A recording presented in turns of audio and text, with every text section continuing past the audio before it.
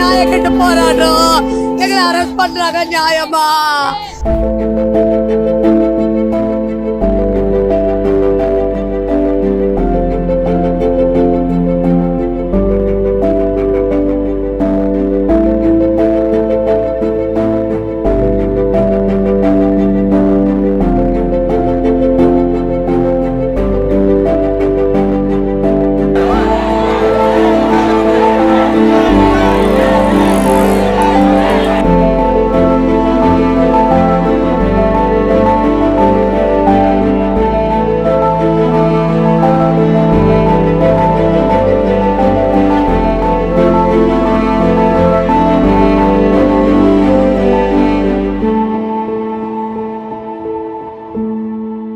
சவுக்கு media நேயர்களுக்கு வணக்கம்.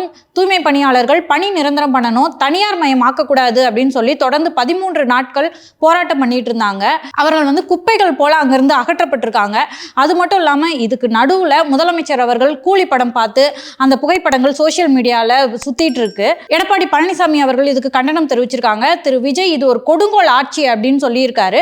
இது தொடர்பாலாம் இந்த சிறப்பு அரசியல் அரட்டையில நம்ம பேச போறோம். வாங்க பேசலாம். சார் வணக்கம். சார் வணக்கம் மாலதி. வணக்கம் நிதிஷ். சார், நேத்தேங்க சார் கோர்ட் ஒரு உத்தரவு கொடுத்தாங்க. துப்புரவு பணியாளர்கள் அங்கே இருக்காங்க, அவங்கள அப்புறப்படுத்துங்க, அதாவது துப்புரவு பணியாளர்களை களைஞ்சு போங்க அப்படின்னு சொல்லிட்டாங்க. அதுவே ரொம்ப மனசு வருத்தமான ஒரு செய்தியாக இருந்துச்சு. அதுக்கப்புறமா துப்புரவு பணியாளர்களுக்கு வேற ஒரு இடத்துல இடம் கொடுப்பாங்க, அவங்க போய் அங்கே போராட்டம் பண்ணுவாங்க அப்படின்லாம் நம்ம நினச்சோம். ஆனால் அதுக்கு நேர்மாறாக நேற்று நீங்கள் சொல்லியிருந்தீங்க நைட்டோட நைட்டாக கைது பண்ணிடுவாங்க அப்படின்னு சொல்லிட்டு. இருந்தாலும் எனக்கு அந்த நம்பிக்கை இல்லை. ஏன்னா மீடியாலாம் உட்காந்துட்ருக்கு, தமிழக மக்களே பார்த்துட்ருக்காங்க. அப்படி இருக்கும்போது ஒரு அரசு அதை செய்யாது, சமூக நீதி அரசுன்னு சொல்லிக்கிட்டு இருக்கவங்க அப்படின்னு நினைக்கும்போது ரொம்ப மோசமாக எல்லாரும் கைது செய்யப்பட்டிருக்காங்க. இதை எப்படி சார் பார்க்குறது? ஒரே வரியில் ஸ்டாலினுடைய ஆட்சியை எப்படி வர்ணிக்க வேண்டும் என்று திருவள்ளுவர் எழுதியிருக்கிறார்.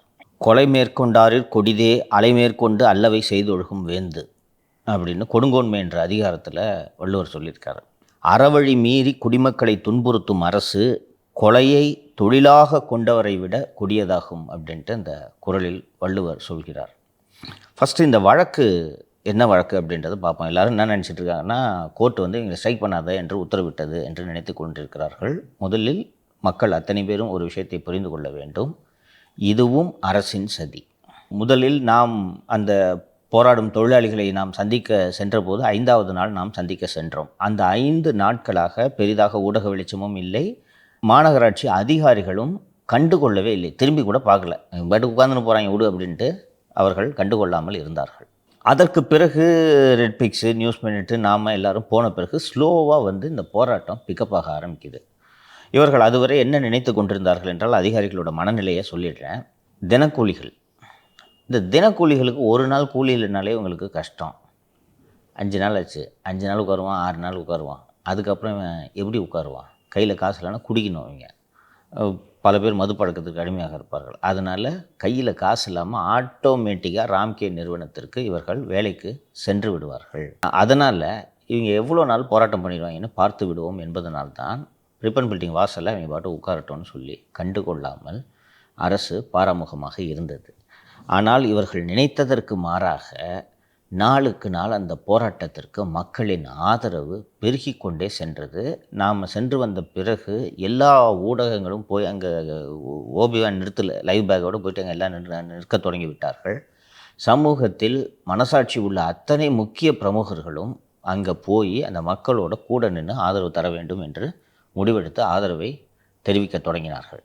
எதிர்க்கட்சிகள், திராவிட முன்னேற்ற கழகத்தை தவிர தமிழகத்தில் இருக்கக்கூடிய அத்தனை கட்சிகளின் பிரதிநிதிகளும் போய் அந்த மக்களுக்கு சென்று அவர்களால் முடிந்த உதவிகளை, அதிமுகவிலிருந்து ஒரு பாலகங்கா மற்றும் திரு ராஜேஷ் ஆகியோர், இதுபோல் தாவேக்கரில் தொண்டர்கள், நாம் தமிழர் கட்சியின் சீமான், இதுபோல் ஒவ்வொருத்தரும் போய் அவர்களால் முடிந்த உதவிகளை அந்த தொழிலாளிகளுக்கு செய்ய தொடங்கிவிட்டார்கள். உணவு வாங்கி தரது, குடிநீர் வழங்குறது, இதுபோல் ஒவ்வொரு விஷயமாக செய்ய தொடங்கிவிட்டார்கள். இதற்கு நடுவே ஒரு 3 நாட்கள் மழை பெய்தது. மழை பெய்து வெயிலுக்கு கண்ணா பின்னான்னு வெயில் அடித்தது. இதையெல்லாம் பொருட்படுத்தாத அந்த மக்கள் எங்களோட வாழ்வாதாரத்தை அரசு உறுதி செய்ய வேண்டும் என்ற அடிப்படையில் அவர்கள் அங்கே நிற்க ஆரம்பித்த உடனே தான் கவர்மெண்ட்டுக்கு இது பிரச்சனை கையை மீறி போகுது என்று தெரிய வருகிறது. ஊடக வெளிச்சம் முழுமையாக அந்த போராட்டத்தின் மீது விழத் தொடங்கிவிட்டது.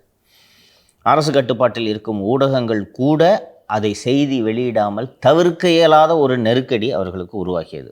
உதாரணத்திற்கு அண்ணன் திரு சீமான் அவர்கள் அங்கே போகிறார். அதிமுகவோட மாவட்ட செயலாளர்கள் அங்கே செல்கிறார்கள். திருமதி பிரேமலதா விஜயகாந்த் செய்கிறார். திரைப்பிரபலங்கள் அங்கே செல்ல தொடங்கிவிட்டார்கள். அப்படி இவங்கெல்லாம் போகும்போது என்ன தான் நீங்கள் கண்ட்ரோல் பண்ணிங்கனாலும் மீடியா அதை போடாமல் இருக்க முடியாது. முதல்ல யூடியூப் சேனல் மட்டும் கவர் பண்ணிகிட்டு இருந்த ஒரு போராட்டம் மெயின் ஸ்ட்ரீம் மீடியாவும் கவர் பண்ணுற ஒரு போராட்டமாக ஆகிவிட்டது. ஆன உடனே கவர்மெண்ட்டுக்கு இது என்ன பண்ணுறதுன்னு தெரியல. கிட்டத்தட்ட நீங்கள் நல்லா கவனித்து பார்த்தீங்கன்னா 9வது நாளோ 10வது நாளோ தான் முதல் முறையாக பேச்சுவார்த்தை என்ற ஒரு ஒரு ஒரு செய்தியே நமக்கு வெளியே வருகிறது. ஸோ அதை பேச்சுவார்த்தை நடத்துகிறாங்க. அன்றைக்கி தான் அந்த விடிய பேச்சுவார்த்தை நடத்தி சேகர்பாபு திமிரா பேசினார் அல்லவா. அப்போது அது கிட்டத்தட்ட 9வது நாள் என்று நினைக்கிறேன். அப்போது தான் இவர்கள் கூப்பிட்டு பேசுவோம் என்று சொல்லும்போது தொழிலாளிகள் வாழ்வாதாரத்தை உறுதி செஞ்சு கொடுங்க, நீங்கள் பாட்டு திருப்பி போய் ராம்கி கிட்ட வேலைக்கு போகணுன்னு சொன்னேன்னா நாங்கள் என்ன செய்வது என்று அவர்கள் போராட்டத்தை கைவிட முடியாது என்று தெளிவாக தெரிவித்து விட்டார்கள். இதற்கு நடுவே தமிழகம் முழுக்க சமூக வலைத்தளங்களில் குறிப்பாக தமிழகம் முழுக்க இவர்களுக்கு ஆதரவு பெருகி கொண்டே போகிறது. இந்த நேரத்தில் இந்த போராடும் இந்த ஊழியர்களை தூய்மை பணியாளர்களை கலைந்து செல்ல சொன்னால் அவங்க கலைஞ்சு போக மாட்டேங்கிறாங்க. சரி, லத்தி சார்ஜ் பண்ணி இவங்களை பூரா விரட்டலான்னு பார்த்தா கேமராலாம் மாட்டிக்கிட்டு இருக்கு.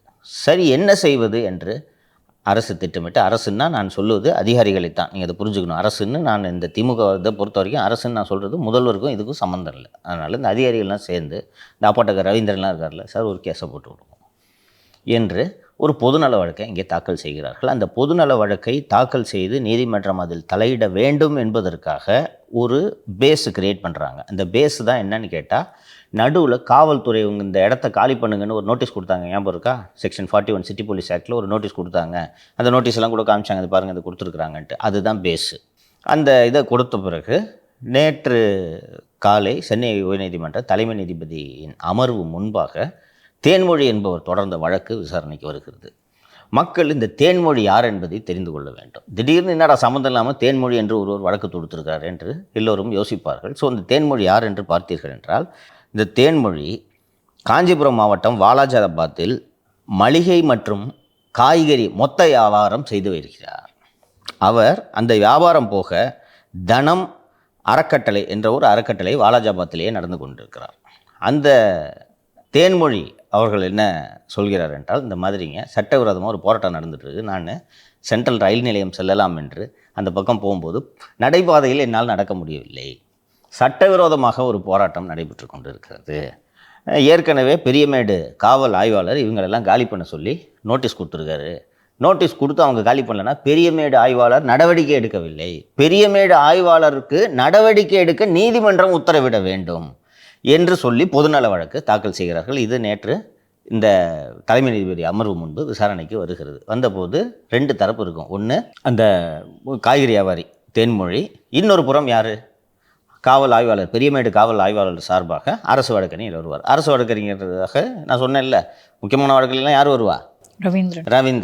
ரவீந்திரன் வருகிறார். வந்ததும் தலைமை நீதிபதியை நீங்கள் நீதிமன்றம் இப்படி என்ன தொழிலாளர்களுக்கு எதிராக தீர்ப்பு வழங்கிவிட்டதே என்று நீங்கள் நினைக்கக்கூடும். நீதிமன்றத்தின் முன்னாடி இருக்கிற வழக்கு என்ன என்பதை நீங்கள் பார்க்க வேண்டும். தேன்மொழி என்ற ஒருவர், சார் என்னால் நடக்க முடியல சார், சட்டவிரோதமாக ஒரு போராட்டம் நடைபெறுகிறது என்று அவர் கேட்கிறார்.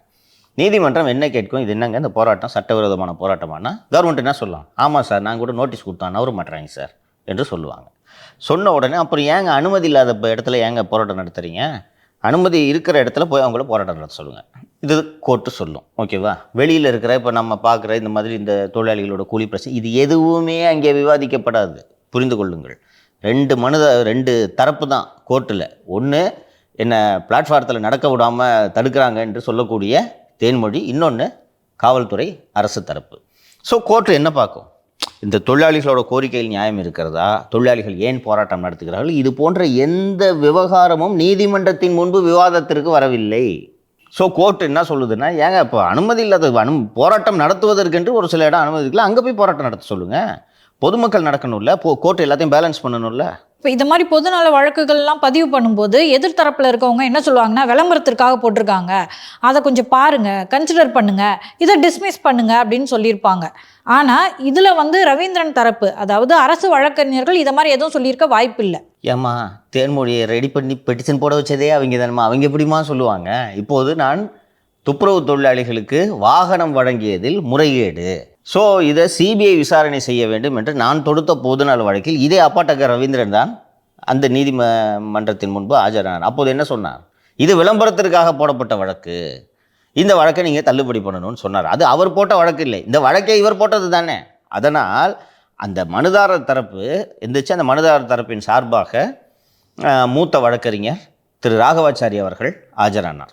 அவர் சீனியர் டெசிக்னேட்டட் சீனியர் கவுன்சில்ன்றதுனால எப்படியும் ஒரு 3-4 லட்ச ரூபா ஃபீஸ் வாங்கியிருப்பார். ரிப்பன் பில்டிங் வாசலில் பிளாட்ஃபார்மில் நடக்க முடியலன்றதுக்காக யாராவது 4 லட்ச ரூபா செலவு பண்ணுவாங்களா? எவ்வளோ பெரிய காய்கறி மொத்த வியாபாரியாக இருந்தாலும் மளிகை கடை வச்சுருக்கோம், மளிகை கடை வச்சுருக்காங்க. மளிகை கடை இல்லை, மளிகை மற்றும் காய்கறி மொத்த வியாபாரி. சரியா? அது என்னதான் அவங்க பெரிய மொத்த வியாபாரி பெரிய வியாபாரியாக இருந்தாலும் பிளாட்ஃபார்த்தில் நடக்க முடியலன்றதுக்காக 5 லட்ச ரூபா செலவு பண்ணுவாங்களா? இல்லை சார், ஒரு நாளைக்கு அந்த பக்கம் 4-5 தடவை நடந்தால் கூட பரவாயில்ல. காஞ்சிபுரத்தில் இருக்காங்க. வாலாஜாபாத்லேருந்து எப்பயோ ஒரு வாட்டி வரப்போகிற சென்ட்ரல் ஸ்டேஷனில் ரயிலில் வந்திருப்பார் என்று வைத்துக் கொள்ளலாம். இந்த போயிட்டு நடங்க, சப்வே இருக்குல்ல, கிராஸ் பண்ணி அங்கிட்டு நடக்க வேண்டியது தானே. யார் ரிப்பன் பில்டிங் வாசலே தான் நடக்கணுமா? ஏங்க ஒரு தடவை நடக்க முடியலங்க, ஒரு 4 லட்ச ரூபாயை செலவு பண்ணி அங்கே இருக்கவங்கெல்லாம் அப்புறப்படுத்துவோன்னு தேன்மொழிக்கு என்ன தேவை? 5 லட்ச ரூபாய் செலவு பண்ணி வழக்கு போட முடிந்த தேன்மொழிக்கு ஒரு ஆட்டோ வச்சு போகலாம் என்று தோன்றவில்லை பாருங்கள், இல்லையா? ஸோ சீனியர் கவுன்சில் ராகவாச்சாரி எல்லாம் வச்சு இவங்க இப்படி வாதாடும் போது அரசு தரப்பு உடனே என்ன சொல்லும்? சார் கரெக்டு சார், சொல்லினே இருக்கிறோம், காலி பண்ணுங்கன்னு. அவர்கள் செல்லவே இல்லை. சார் தொழிலாளர் தரப்பு எதுவும் பேசலையா? தொழிலாளர்களோட தரப்பை ஏன் கேட்கணும் நீதிமன்றம்? வழக்குக்கும் தொழிலாளிகளுக்கும் என்ன சம்பந்தம்? சொல்லியிருக்காங்க சார். தொழிலாளிகள் தரப்பு அந்த போராட்டம் சங்கமான உழைப்போர் உரிமை இயக்கம் அவர்களை மனுதாரராக சேர்த்திருக்காங்க. பட் கோர்ட் இது 2 தானே பார்க்கணும். அவர் சொல்லியிருந்தார் சார், எங்களை பேசவே விடலை அப்படின்னு சொல்லியிருந்தார். ஸோ இது ஒரு அனுமதி இல்லாமல் நடக்கக்கூடிய, நீதிமன்றத்தோட பார்வையிலேருந்து பாருங்க, இது அனுமதி இல்லாமல் அனுமதிக்கப்படாத ஒரு இடத்தில் நடக்கக்கூடிய போராட்டம். வழக்கு அதுதான், வழக்கு அதுதான் பார்க்க முடியும். ஸோ அப்படி சொன்னோடனே, ஆனால் கோர்ட்டு ஜட்ஜ்மெண்ட்டில் ரொம்ப அழகாக ஒரு விஷயம் சொல்லியிருக்காங்க, நான் அதை படிக்கிறேன். சொன்ன உடனே கவர்மெண்ட்டில், சார் நாங்கள் அவங்களா கலைந்து போய்விடுவார்கள் என்று நினைக்கிறோம், நீங்கள் அவங்க கலைந்து போக வேண்டும் என்று உத்தரவிடுங்கள் என்று சொல்லுங்கள் அப்படின்னு சொன்னபோது, நீங்கள் போய் அங்கே அவங்கக்கிட்ட பேசுங்க என்று சொல்லிவிட்டு நீதிமன்றம் என்ன சொல்கிறது என்றால், உழைப்பாளர்கள் சங்கத்துக்கு போராட்டம் நடத்துறதுக்கு அனுமதி இருக்கிறது என்றாலும் சட்டத்தின்படி அந்த போராட்டம் நடத்த வேண்டும் என்பதை நாம் கருத்தில் கொள்ள வேண்டும். போராட்டம் என்ற பெயரில் சாலைகள் நடைபாதைகளை மறிப்பதை ஆக்கிரமிப்பதை அனுமதிக்க முடியாது அப்படின்ட்டு கோர்ட்டு சொல்லுது. ஸோ இந்த உழைப்பாளர் சங்கம் அனுமதிக்கப்பட்ட இடத்தில் போராட்டத்தை தொடரலாம் என்று சொல்லி வழக்கை முடித்து விட்டார்கள். உடனே இவங்களை காலி பண்ணுங்கன்ட்டுலாம் கோர்ட்டு சொல்லாமல் கோர்ட்டு என்ன சொல்கிறாங்கன்னா, நாங்கள் கூடுதலாக ஒரு விஷயத்தை பதிவு செய்ய விரும்புகிறோம்.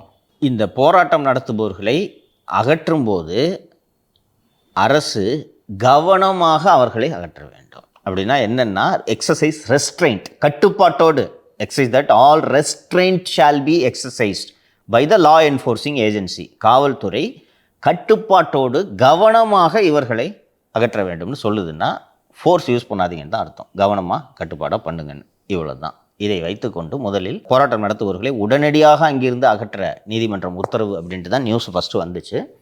நீங்கள் நடந்ததை பார்த்தீங்க. நீதிமன்றத்தில் தீர்ப்பு இது போல வந்தது என்று சொன்னவுடன் மாலை முதலே காவல்துறைகள் அங்கே குவிக்கப்பட்டார்கள். அதுதான் சார் சொல்றாங்க, இது நீதிமன்றத்தோட உத்தரவு. அப்படிதான் நான் முதல்ல சொன்னேன்ல, இவங்களை என்ன பண்றதுன்னு தெரியலன்னு சொன்னேன்ல, இதுக்கு தான் இந்த தேன்மொழி வர்றாங்க. அரசு நீதிமன்ற உத்தரவுகளை அப்படியே பின்பற்றக்கூடிய அரசு என்பதால் இதை நாங்கள் செய்ய வேண்டிய கட்டாயத்திற்கு தள்ளப்பட்டுள்ளோம். அப்படியே பின்பற்றக்கூடிய அரசு என்றால் ஏன் இத்தனை அதிகாரிகள் நீதிமன்றத்தின் முன்பு சென்று மன்னிப்பு கேட்கிறார்கள்? தலைமைச் செயலாளர் முதல் வரிசையாக எத்தனை IAS அதிகாரிகள் போய் நீதிமன்றத்தின் முன்பு நின்று மன்னிப்பு கேட்டார்கள்? அப்படியே பின்பற்றக்கூடிய அரசு. கார்ப்பரேஷன் கமிஷனரே நீதிமன்றத்து அவமதிப்பு வாங்கி 1 lakh அபராதம் போட்டு அது இப்போது மேல்முறையீட்டில் அது நிலுவையில் இருக்கிறது. ஸோ இதற்காகத்தான் அரசு காத்திருந்தது. ஓகேங்களா? சொன்ன உடனே நேற்று மதியமே ஃபோர்ஸை இறக்கிட்டாங்க. ஃபோர்ஸ் இறக்கி கொஞ்சம் கொஞ்சமாக ஃபோர்ஸ் இன்க்ரீஸ் ஆகுது. அப்புறம் அந்த ஒரு 4 மணிக்கு, மாலை 4 மணிக்கு மேலே இந்த கமிஷனர் ஆஃபீஸ், தந்தி அலுவலகம் இருக்கிறது அல்லவா, தந்தி அலுவலகம் முதல் சென்னை சென்ட்ரல் ரயில் நிலையம் வரை இருக்கக்கூடிய அந்த பூந்தமல்லி நெடுஞ்சாலையை ஒரு ஒன்வே ஆக்கிட்டாங்க. இந்த பக்கம் டிராஃபிக்கே விடல, ரோடை பிளாக் பண்ணிவிட்டு வரிசையாக அந்த சாலைகளில் மாநகர பேருந்துகளை நிறுத்தி விட்டார்கள். இந்த போராட்டம் நடத்துகிறவர்களை கைது பண்ணி தூக்கிட்டு போகிறதுக்கு. அண்டு ஃபோர்ஸ் இந்த பக்கம் குவியுது. இது ரொம்ப எவ்வளோ ஒரு அரக்கத்தனமான அரசு என்பதற்கு இது ஒரு உதாரணம் என்னவென்றால், ஒரு மாலை 5 அல்லது 6 மணிக்கெல்லாம் அந்த கார்ப்பரேஷன் கேட்டை நம்ம போகும்போது திறந்துருந்துச்சு இல்லையா, ஒரு கேட்டு திறந்துருச்சு, அதை பூட்டிட்டாங்க.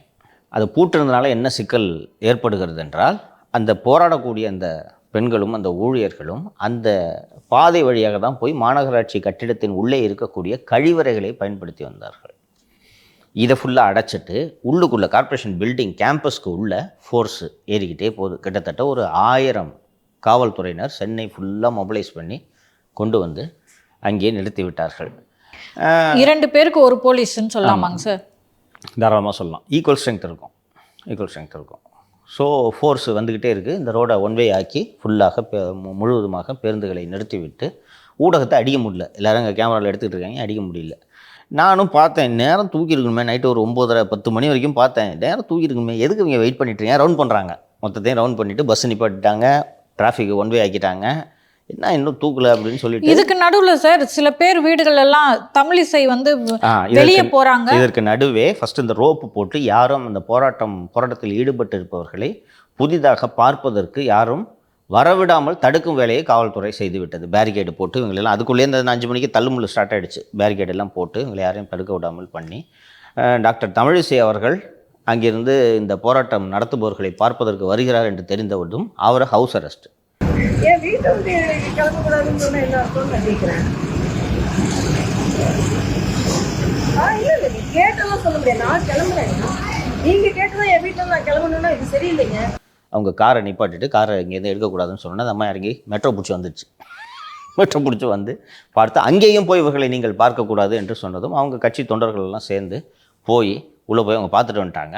தடையை மீறி அந்த போராட்டம் நடத்தியவர்கள் பார்த்தார்கள் என்று டாக்டர் தமிழிசை மீது ஒரு வழக்கு பதிவு பண்ணிட்டு உடனே அந்த நியூஸ் எல்லா இடத்துலையும் பரப்பி விடுறாங்க. தமிழிசை மீது வழக்கு என்று ரவுண்ட் அப் பண்ணிட்டாங்க. ஏன்னா வேற யாரும் வரமாட்டாங்க அப்படின்றத தடுக்கிறதுக்காக இந்த வந்தன வழக்கு. சரி, நான் 10 மணிக்கெல்லாம் நேரம் தூக்கிடுவாங்களே, ஏன் இவ்வளோ நேரம் வெயிட் பண்ணிட்டு இருக்காங்க என்று பார்த்தபோது தான் எனக்கு ஒரு இரவு 8 மணிக்கு தகவல் வந்தது. பொம்மை முதல்வர் கூலி திரைப்படத்தை கண்டு ரசித்து கொண்டிருக்கிறார் என்ற தகவல். அப்போது தான் வந்து அவர் படம் பார்த்துட்டு அவர் ரிவ்யூ போடுற வரைக்கும் வெயிட் பண்ணணும்னு உத்தரவு போல இருக்கு. ஸோ இரவு 11 மணிக்கு இயக்குனர், கூலி திரைப்படத்தின் இயக்குனர் திரு லோகேஷ் கனகராஜ் அவர்கள் என் திரைப்படத்தை, இந்த காவியத்தை வந்து கண்டுகளித்த திரு தமிழக முதல்வர் அவர்களுக்கு நன்றின்னு 11 மணிக்கு ட்வீட் போடுறார். 12 மணிக்கு அரெஸ்ட் பண்ணி வாகனங்களில் ஏற்றி பல்வேறு இடங்களுக்கு அவர்களை கொண்டு சென்று வைத்திருக்கிறார்கள். சென்னை சைதாப்பேட்டையில் உள்ள டாடன்டர் சமுதாய கூடம், சிஐடி நகரில் உள்ள சமுதாய கூடம், வேளச்சேரியில் உள்ள அம்மா திருமணக்கூடம், மடுவங்கரையில் உள்ள கிண்டி திருமணக்கூடம், திருவான்மியூர் சமுதாய கூடம், வேளச்சேரி சேவாநகரில் உள்ள சமுதாய கூடம் என்று கைது செய்யப்பட்டவர்கள் அத்தனை பேரையும் கைது செய்து வைத்திருக்கிறார்கள். இந்த தூய்மை பணியாளர்கள் அல்லாமல் அவர்களுக்கு ஆதரவு தெரிவிக்க சென்ற நாம் தமிழர், தமிழக வெற்றிக் கழகம், தமிழ்நாடு பகுஜன் சமாஜ் கட்சியின் தொண்டர்கள், நீலம் அமைப்பை சேர்ந்தவர்கள், இவர்கள் அத்தனை பேரையும் கைது செய்து வைத்திருக்கிறார்கள். இப்போது உங்களை ரிமாண்டு பண்ணுறதா இல்லையா என்ற முடிவை எல்லாம் இன்று இரவுக்குள் எடுப்பார்கள். இதற்கு நடுவே முதல்வர் திரைப்படம் பார்த்து முடித்துவிட்டு இயக்குனர் லோகேஷ் கனகராஜ் மற்றும் தயாரிப்பாளர் திரு கலாநிதி மாறனோடெல்லாம் சிரித்து கொண்டு புகைப்படம் வெளியிட்டார். இன்றைக்கி ஈவினிங்குள்ளே ரிவ்யூ போட்டுருவார். அவரா ப்ளூ சட்டையா யார் ஃபஸ்ட்டு போடுறாங்கன்னு தெரியல. இந்நேரமே வந்திருக்கணும்னு நினைக்கிறேன் சார். ஸ்டாலின் அவர்கள் ரிவ்யூ போட்டாங்க. அது முதல் நாளே போட்டார், நான் பார்த்தேன். பிரமாதமாக இருந்துச்சு, அருமையான படம். நேற்றே போட்டு. இப்போது இந்த தூய்மை பணியாளர்கள் ஏன் இந்த போராட்டத்தில் ஈடுபட்டார்கள் என்பது ஒரு முக்கியமான விஷயம் நம்ம ஆராயணும்.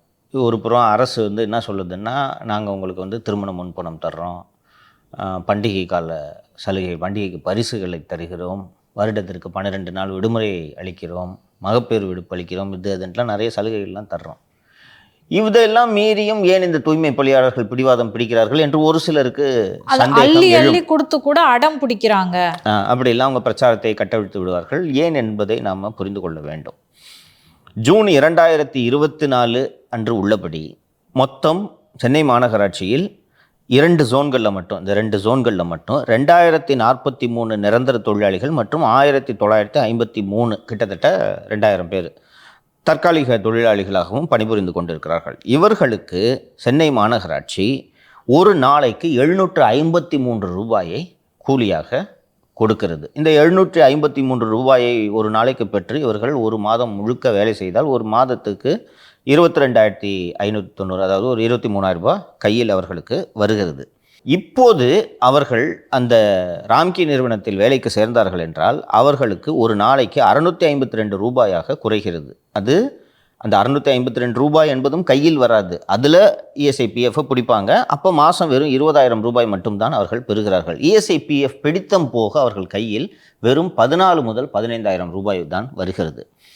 இன்னைக்கு இப்போது இந்த ராம்கி நிறுவனத்தில் வேலை செய்து கொண்டிருக்கக்கூடியவர்கள் இந்த புதிதாக இந்த புதிய ஒப்பந்தத்தின்படி 1770 பேர் இப்போது ராம்கி நிறுவனத்தில் வேலை செய்து கொண்டிருக்கிறார்கள். அவர்களுக்கு பெருக்கும் வேலையை செய்பவர்களுக்கு ஒரு நாளைக்கு 565 ரூபாய் தான். இன்னும் குறையுது. 565 ரூபாய்னா ஒரு மாதம் கணக்கு போட்டிங்கன்னா இன்னும் குறையும். 565 ரூபாய் தான் கொடுக்கிறார்கள். அந்த பேட்டரி காரு ஓட்டுறாங்கல்ல, அந்த ஓட்டுநர்களுக்கு ஒரு நாளைக்கு 640 ரூபாய். இவங்க பெரும்பாலும் பெருக்கும் சுத்திகரிப்பு தொழிலாளிகளாகத்தான் இருக்கிறார்கள். அவர்களுக்கு கிட்டத்தட்ட ஒரு நாளைக்கு மட்டும் 200 ரூபாய் குறைகிறது. ஒரு நாளைக்கு 200 ரூபாய் கம்மியாச்சுன்னா அவங்க எப்படி போவாங்க? இங்கே இந்த இந்தியன் எக்ஸ்பிரஸில் ஒரு ரிப்போர்ட் வந்திருக்கு. அந்த ரிப்போர்ட்டில் இந்த போராட்டத்தில் ஈடுபட்டிருக்கக்கூடிய சுகுணா என்ற ஒரு தொழிலாளி என்ன சொல்கிறார் என்றால், எனக்கு இப்போ ஒரு மாதத்துக்கு 23,000 ரூபாய் கையில் வருது. இந்த 23,000 ரூபாயிலே நான் மிகவும் சிரமப்படுகிறேன். நான் 2 லட்ச ரூபா கடன் வாங்கியிருக்கேன். இந்த 2 லட்ச ரூபாய்க்கு வட்டியோடு சேர்த்து ஒரு மாதத்திற்கு நான் 10,000 ரூபாய் கடன் கட்ட வேண்டும். இது போக என் பிள்ளைங்களை படிக்க வைக்கணும், அன்றாட செலவுகள்லாம் இருக்குது. இப்போ திடீர்னு எனக்கு 10,000 ரூபாய் மாதம் குறைஞ்சிச்சுன்னா நான் எப்படி இந்த ராம்கி நிறுவனத்தில் சென்று நான் வேலை செய்வது? நான் எப்படி குடும்பம் நடத்துவது? கிட்டத்தட்ட சார் 5 வருஷத்துக்கு முன்னாடி வாங்கின சம்பளத்தை இப்போ வாங்கிக்கங்கன்னு சொல்கிறாங்க. அண்ட் இன்னொன்று, சீனியாரிட்டிலாம் எதுவும் இல்லை. போன உடனே இப்போது என்ட்ரி லெவலில் இப்போ ஒரு கார்பரேஷனில் இப்போ 15-20 வருஷமாக தற்காலிக தொழிலாளிகளாக வேலை பார்த்தவங்களுக்குன்னா ஒரு 45-50 வயசு ஆகிடுது. அந்த 50 வயசு ஆனவங்க போய் புதுசாக இன்னைக்கு வேலைக்கு சேர்றவங்களுக்கும் அந்த 50 வயசு ஆனவங்களுக்கும் ஒரே சேலரி. அப்படி இருக்கும்போது இது எவ்வளோ பெரிய ஏற்றத்தாழ்வுகளை உருவாக்குகிறது என்று தான் பார்க்க வேண்டும். 2018ஆம் ஆண்டிலே அண்ணா திராவிட முன்னேற்ற கழக அரசில் இந்த சில மண்டலங்கள் தனியார் மயப்படுத்தப்பட்டிருக்கின்றன. அப்போதே இந்த ராம்கி நிறுவனம் மற்றும் அர்பேசர் சுமித் ஆகிய 2 நிறுவனங்கள் அப்போதே இந்த வேலையை செய்ய தொடங்கியிருக்கின்றன. இன்று ஒருவர் எனக்கு சொன்ன தகவல், அப்போது இந்த ராம்கி நிறுவனம் இந்த சுத்திகரிப்பு பணியை செய்து கொண்டிருக்கும் போதே தொழிலாளிகளுக்கு கட்ட வேண்டிய பிஎஃப் பணத்தை கட்டாமல் ஆந்திராவுக்கு எடுத்து சென்று விட்டது என்ற குற்றச்சாட்டு ராம்கி நிறுவனத்தின் மீது அப்போதே இருந்திருக்கிறது. இன்றைக்கி வரை எவ்வளோங்க இருக்குது அந்த தொகைன்னு கேட்டேன். 500 கோடி இருக்குன்றாங்க. எப்படிங்க அப்படின்னு கேட்கும்போது, சார் ஒரு 3000-4000 எம்ப்ளாயிஸோட பிஎஃப் கணக்கு போடுங்க. நீங்கள் 3 வருஷம் 4 வருஷம் வேலை செஞ்சுருக்காங்க. 4 வருஷமாக கட்ட வேண்டிய பிஎஃப் பணத்தை கணக்கு போட்டிங்கன்னா இந்த தொகை வரும். இன்றைக்கு வரைக்கும் அந்த தொகையை ராம்கி நிறுவனம் செலுத்தவில்லை. அப்போது ஏற்கனவே அவங்க செலுத்தலை, இன்னொரு தடவை டெண்டர் கொடுக்கும்போது எப்படி சார் தமிழக அரசு அதை அனுமதிக்குது? 10% கொடுக்குறாங்கல்ல. இதே போல் ராஜஸ்தான் நிறுவனத்தால் தடை செய்யப்பட்டு பிளாக் லிஸ்டில் வைக்கப்பட்ட ஒரு நிறுவனத்துக்கு தானே கிளாம்பாக்கம் பராமரிப்பு கொடுத்தாங்கன்ட்டு அதை தானே நான் குற்றச்சாட்டாக ஏற்கனவே சுமத்துனேன். அதை பற்றிலாம் இவர்களுக்கு என்ன கவலை? இப்படி டிஃபால்ட் பண்ணுற நிறுவனம் தாங்க லஞ்சம் கொடுக்கும். சரியாக செயல்படக்கூடிய நிறுவனம் எதுக்கு 250 கோடி எதுக்கு உங்களுக்கு தூக்கி கொடுக்குறான்? சரி, இப்போது இதை தனியார் மயப்படுத்தணும். ஏற்கனவே இப்போ நிறைய ஜோன் தனியார் மயப்படுத்தப்பட்டு விட்டது. இன்னும் ஒரு 2 ஜோன் தான் பண்ணணும். இந்த 2 ஜோன், திருவிக நகரம் மற்றும் இந்த ராயபுரம் ஆகிய இந்த 2 ஜோன்களை தான் பண்ணணும். இப்போது இதை செய்து தான் ஆக வேண்டும்னு வச்சுக்கோங்க. இந்த போராட்டத்தை அரசு தடுத்திருக்க முடியுமா? முடியும் சார். எப்படி? 24,000 ரூபாய் சம்பளம் கேட்குறாங்க. 24,000 ரூபாய் சம்பளத்தை கொடுத்துட்டு போயிருக்கலாம்ல சார். இப்போ ஒருவேளை KN நேரு வேறு யாரோ XYZன்றவங்க தான் லஞ்சம் வாங்கியிருக்காங்கன்னு வைங்களேன், அவங்க தன்னுடைய லஞ்சத்தை விட்டு கொடுத்துருந்தா ஒருவேளை அவ்வளோ கொடுக்க முடியாதுமா? நல்லா இருக்குது நீங்கள் பேசுகிறது. இவங்க எதிர்பார்க்குற சம்பளம் வந்திருக்குமோ சார்?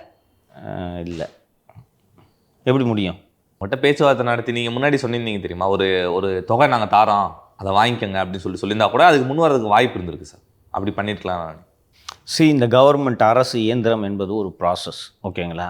அரசு, அதனால தான் அரசு இயந்திரம் என்றதை சொல்கிறார்கள். இயங்கிக் கொண்டே இருக்கும், நிற்கவே நிற்காது. அரசு இயந்திரம் என்பது ஒரு நாளும் நிற்காது. அந்த அரசு இயந்திரம் இயங்கினால்தான் பொதுமக்களோட வாழ்க்கை சுமூகமாக நடக்கும். ஸோ 1/8/2025 முதல் ராம்கி நிறுவனம் குப்பை அள்ளும் பணிகளை 2 மண்டலங்களில் செய்ய போகிறது. ரைட்டா? இப்போது இவர்கள் சொல்லுவது போல் 2000 தொழிலாளிங்க தற்காலிக தொழிலாளிகளாக இருக்கிறார்கள். அந்த தற்காலிக தொழிலாளிகள் 2000 பேருக்கு தொடர்ந்து மாநகராட்சியால் வேலை கொடுக்க முடியாது. இதான ஸ்கீமு. அப்போது 1/8/2025 அன்று காலையில் உனக்கு வேலை இல்லைப்பா என்று சொன்னால் கையெழுத்து போகிறதுக்கு வந்தவங்க அப்படியே ரோட்டில் உட்காரணும் மாட்டானா? இல்லையா? ஸோ இதற்கான வேலையை எப்போது தொடங்க வேண்டும்? 2 மாதத்துக்கு முன்னாடி, குறைந்தது 2 மாதத்துக்கு முன்பு தொடங்க வேண்டும். ஏன்னா 1/8 ராம்கேக்கு போக போகுது. ஏன்னா நீங்கள் ஏற்கனவே ஒரு ஜனவரி மாதமே அக்ரிமெண்ட்டு சைன் பண்ணி 250 கோடி அட்வான்ஸ் எல்லாம் நீங்கள் வாங்கியிருப்பீங்க. அப்போ 1/8 இது ராம்கேக்கு போக போகுது என்பது முன்பே தெரியும். ஓகேவா? அப்போது 2000 பேருக்கு ஒரே நாளில் வேலை இல்லை என்று சொன்னால் இந்த துப்புரவு தொழிலாளிகளோட எதிர்வினை எப்படி இருக்கும்?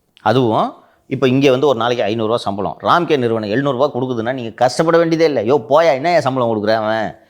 இந்த சாம்சங் தொழிலாளி மாதிரி சொல்லுவாங்க, அற்புதமான நிறுவனம் ராம்கே நிறுவனம்னு போயிருப்பாங்க. நீ 200 ரூபா கம்மி பண்ணுற, அதுவும் கையில் இன்றைக்கி வாங்கிக்கிட்டு இருக்கிறதுல 200 ரூபா குறையுது. அப்படி இருக்கும்போது அவங்க ரியாக்ட் பண்ணுவாங்களா மாட்டாங்களா? ஸோ என்ன செய்ய வேண்டும் என்றால், இன்னொன்று நான் சொல்கிறேன், சென்னை மாநகராட்சியை கண்காணிப்பதற்கென்று மாநில உளவுத்துறையிலிருந்து ஒருவர் நியமிக்கப்பட்டிருக்கு. சென்னை மாநகர உளவுத்துறையிலிருந்து ஒருவர் நியமிக்கப்பட்டிருக்கிறார். கார்ப்பரேஷன் அவங்க வேலையை கார்ப்பரேஷன் அஃபேர்ஸை பார்த்து ரிப்போர்ட் போடுறது மட்டும்தான். அரசியல் கட்சிகளுக்கெல்லாம் ஒவ்வொரு இதுக்கும் ஒரு உளவுத்துறை இருக்குது. ஏடிஎம்கே பீட்டு ஒருத்தர் பார்ப்பார். அதே போல் சென்னை நகரிலேயே அடையாறு, கொளத்தூர் இப்படி பிரித்து, நுங்கம்பாக்கம்னு பிரித்து ஒவ்வொரு டிஸ்ட்ரிக்ட்டுக்கும் ஒரு கான்ஸ்டபிள் ஆர் சப் இன்ஸ்பெக்டர் யாராவது ஒருவர் பார்த்து கொண்டிருப்பார். அதுபோல் மாநகராட்சியை பார்ப்பதற்கென்று எக்ஸ்க்ளூசிவாக பிரத்யேகமாக பணியாளர்களை சென்னை தமிழக உளவுத்துறையும் நியமித்திருக்கிறது, சென்னை உளவுத்துறையும் நியமித்திருக்கிறது. சரிங்களா? அப்படி இருக்கும்போது அவங்க என்ன தான் செய்து கொண்டிருந்தார்? ஃபஸ்ட்டு இந்த மாநகராட்சி அதிகாரிகள் என்ன செய்ய வேண்டும் என்றால், இந்த துப்புரவு தொழிலாளிகள் எல்லாம் மேற்பார்வை செய்கிறதுக்கு கன்சர்வன்சி இன்ஸ்பெக்டர், சானிட்டரி இன்ஸ்பெக்டர் இவர்கள் எல்லாம் இருப்பார்கள்.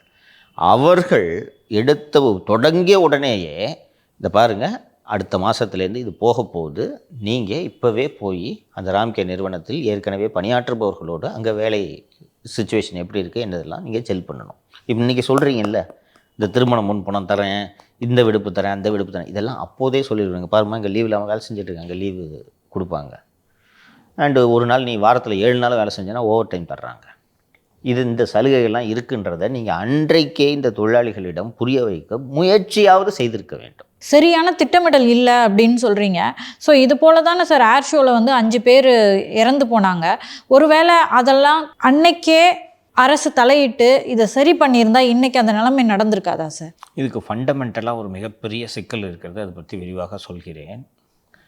இந்த சரியான திட்டமிடல்னு நீங்கள் சொன்னீங்கல்ல, இதுதானேமா அரசு. நான் இப்போ சொன்னேன்ல, இந்த கன்சர்வன்சி இன்ஸ்பெக்டர், சானிட்டரி இன்ஸ்பெக்டர் இவங்ககிட்டெல்லாம் கூப்பிட்டு ஃபஸ்ட்டு அந்த தொழிலாளிகளை நீங்கள் கண்டிஷன் பண்ணணும். புரியுதுங்களா?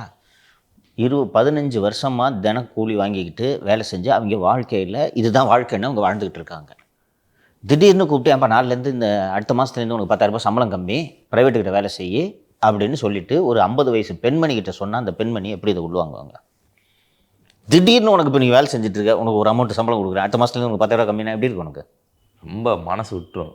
நீ தனியாக இருக்கிற, மேனேஜ் பண்ணுவேன், உனக்கு 2 குழந்தைங்களாம் இருக்குன்னா இதை எப்படி மேனேஜ் பண்ணுவேன்? போராட்டம் தான் பண்ணணும். ரைட்டா? ஸோ அப்போ அதுக்கு பக்குவப்படுத்துறது ஒரு அரசோட வேலையா? இதுதான் திட்டமிடல். சரிங்களா? இவர்களுக்கு அந்த 10% கமிஷன் வாங்கிறதுல இருந்த ஆர்வம், 2000 தொழிலாளிகள், அவர்களுக்கு குடும்பம் இருக்கிறது, அவர்களது எதிர்காலம் கேள்விக்குறியாகி இருக்கிறது, அவர்கள் இங்கே சென்று வேலை செய்வதில் என்ன சிரமங்கள் இருக்கிறது என்பதெல்லாம் யோசிக்கிறதுக்கு ஒரே ஒரு அத்தாரிட்டி கூட இந்த கவர்மெண்ட்டில் இல்லைன்றதான் வேதனை. இப்படி தான் ஒரு அரசு திட்டமிடணும். ஓகேங்களா? ஆத்தலும் அழித்தலும் வல்லது அரசுன்ட்டு குரல் சொல்லுது. ஸோ இது எல்லாத்தையும் நீங்கள் அனலைஸ் பண்ணி பிளான் பண்ணி எக்ஸிக்யூட் பண்ணியிருந்தீங்கன்னா ரோட்டில் உட்காந்துருக்க மாட்டான். சரி, உட்காந்துட்டான், நாள் உட்காந்துட்டான், தெரியுதா, ஊரே பார்க்குதா, என்னையா பண்ணிட்டு இருந்தீங்க? அவன் போய் ரகசியமாக எங்கேயாவது பொந்துக்குள்ளே உட்காரலையே, சென்னையின் நட்ட நடுவே ரிப்பன் மாளிகை வாசலில் உட்காந்துருக்குறாங்க. என்னையாவது உட்காந்துருக்காங்கன்னு யாராவது தலையிடணுமா? தலையிடலை. ரைட்டா? அவங்க மாலதி ஏர் ஷோவை சொன்னாங்க. ஏர் ஷோ நடக்குது. கடந்த காலங்களில் 2003ஆம் ஆண்டு என்று நினைக்கிறேன், செல்வி ஜெயலலிதா இருந்தபோது இதே போல் ஒரு விமான சாகச நிகழ்ச்சி நடைபெற்றது. சிறு பிசுறு இல்லாமல் நடைபெற்றது. அப்போது இதற்கு ஒத்திகை எல்லாம் பார்த்துவிட்டு சிறப்பாக இதை நடத்தணுன்றதுக்கு திட்டமிடல் இருக்கணும். சரி, நடந்துருச்சு. 5 பேர் செத்து போயிட்டான். ஒரு நல்ல முதலமைச்சர் குறைந்தது இந்த 5 பேர் மரணத்திற்கு யார் காரணம் என்பதை அன்று விசாரணைக்கு உத்தரவிட்டிருந்தால் அடுத்த திட்டமிடலாம் சரியாக நடக்குமா? நீங்கள் கேட்டிங்கல்ல, அன்றைக்கி நடவடிக்கை எடுத்திருந்தால் இது ஒழுங்காக இருக்குமா சார்? அன்றைக்கி நடவடிக்கை எடுக்கல. கள்ளச்சாராயம் குடித்து 67 பேர் இறந்ததற்கு காரணமான அதிகாரிகள் மீது நீங்கள் நடவடிக்கை எடுத்திருந்தால் அடுத்த அதிகாரிகள் ஒழுங்காக வேலை செய்வார்களா? அது திட்டமிடல் இல்லை. இதற்கு நடுவே இந்த 5 மணிக்கே கூட்டம் இது மொபிலைஸ் பண்ண ஆரம்பிச்சிட்டாங்கன்னு சொன்னேன். பஸ்லாம் வந்துருச்சு, ரோட ஒன் வே ஆக்கியாச்சு. 5 மணிலேருந்து மொபிலைசேஷன் நடந்துக்கிட்டு இருக்குது. கூட்டம் சேருது. எல்லோருடைய கண்களும் அங்கே இருக்கின்றன. சரியா? சிஎம் என்ன பண்ணிட்டு இருந்தா சொல்லுங்கள்? சொன்னீங்க கூலி படம் பார்த்துட்ருக்காரு. கூலி படம் பார்த்து கொண்டிருக்கிறார். இரவு 8 மணிக்கு நான் ட்விட்டரில் பிரேக் பண்ணுறேன் நியூஸை. நீங்கள் சொல்லும்போது கூட நம்பவே முடியல சார், கூலி படம் பார்த்துட்டு இருக்காருன்னு சொல்லும்போது. ஆனால் அவங்களே அதை புகைப்படமாக வெளியிடுறாங்க. விசாரிக்காம சொல்லுவேன் நான், விசாரிக்காமையா சொல்லுவேன்? இன்னொன்று சிஎம் மூவ்மெண்ட்டில் ரகசியம் வைக்க முடியுமா நீங்கள்?